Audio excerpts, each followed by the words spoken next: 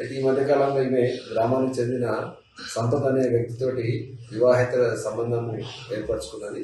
ఆ విషయంలో భర్తకు కొంతకాలానికి అనుమానం కలిగింది. ఆ తర్వాత అది బయటపడడంతో భర్త మౌనికతోటి ఈ విషయంలో గొడవపడి ఆ విషయాన్ని బయటికి చెప్పేసి పంచాయతీ పెడతానని భార్యని బెదిరించడంతో ఆమె ఎట్లయినా సరే భర్తని అడ్డు తొలగించుకోవాలా, తర్వాత ఈ విషయం బయటపడితే ఏమైపోతుందన్న ఒక ఆందోళనతోటి పిరిగితోటి ఒక పథకం పని దాని ప్రకారం ఒక అవకాశం కోసం ఎదురు చూస్తుండగా ఇది 22/12/25 నాడు డిసెంబర్ 22 నాడు రాత్రి భర్త బాగా తాగి వచ్చిన పరిస్థితిలో ఉండి ఆ రోజు కూడా గొడవపడడం జరిగింది.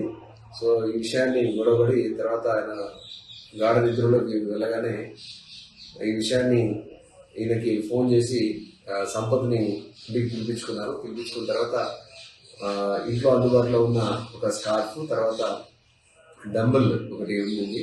ఆ డంబుల్ తోటి ముందు సంపత్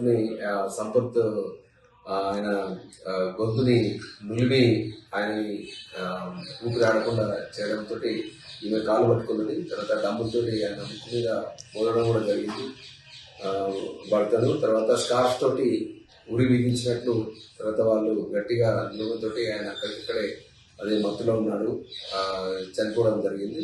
సో ఈ విషయాన్ని చనిపోయినాడని కన్ఫర్మ్ చేసుకున్న తర్వాత డెడ్ బాడీని సంపత్కి సంబంధించిన బైక్ మీద అక్కడి నుంచి ఇద్దరు కలిసి షిఫ్ట్ చేసి అక్కడే గ్రామ శివార్లో ఉన్న నేరేళ్లకుంట అని చెప్పేసి అక్కడనే గ్రామ శివార్లో ఉంది. ఆ నేరేళ్లకుంటలో వాళ్ళు డెడ్ బాడీని తోసేయడం జరిగింది.